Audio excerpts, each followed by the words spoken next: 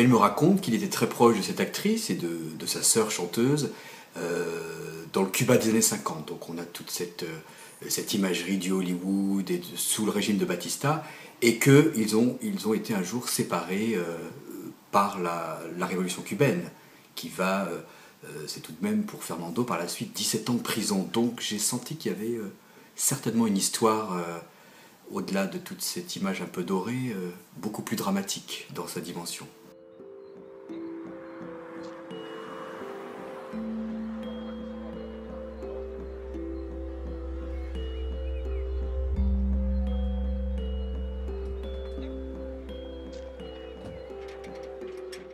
Alors son père est avocat du dictateur Batista, avec entre autres clients des membres influents aussi du gouvernement. Donc Fernando gravite dans ce milieu où tout lui réussit. Il y a quand même une aisance financière. Fernando a très rapidement des ambitions politiques. Il est sur le point aussi de signer un très gros contrat pour investir à Cuba. Il fait ses études à New York. Il gravite dans la jet set. Donc c'est un monde doré pour lui qui va se fissuré le 1er janvier 59 lors de la révolution cubaine. Très rapidement, au lendemain de la révolution cubaine, il y a déjà beaucoup de groupes qui se créent à distance, d'ailleurs de New York, mais lui crée son petit groupe, la Légion démocratique cubaine, avec un groupe armé, secret, dans les montagnes. Il élabore aussi ses plans secrets en prison, puisqu'il va s'échapper de prison, et tout de suite va s'enclencher ces complots et ces luttes armées contre Castro.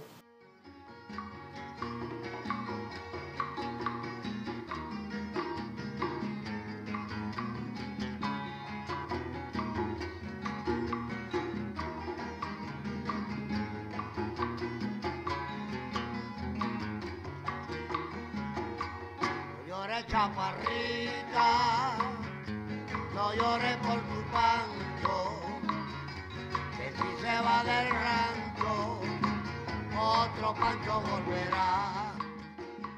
Ça a été un contact tout à fait naturel, c'est-à-dire qu'il y a eu vraiment une alchimie. On a d'ailleurs souvent été surpris nous-mêmes par ce contact qui s'est fait sans trop se poser de questions. Cela allait de soi en fait. C'était quand même aussi un challenge et une double confiance, puisque confier sa vie à un étranger, mais c'était pas un étranger pour moi, parce que j'avais l'impression que je connaissais le personnage ou tout le contexte et que j'allais m'immiscer dans son intimité.